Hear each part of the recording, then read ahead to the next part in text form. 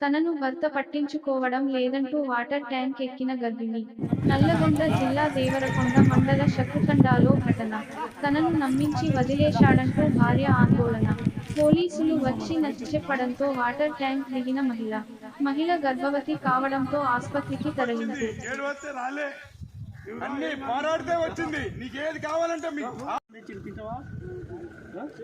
హాస్పిటల్కి వెళ్దాం దాతో లేపండి హాస్పిటల్కి వెళ్దాం ఆవేశం రెండు బుక్కులు లేదు లేదు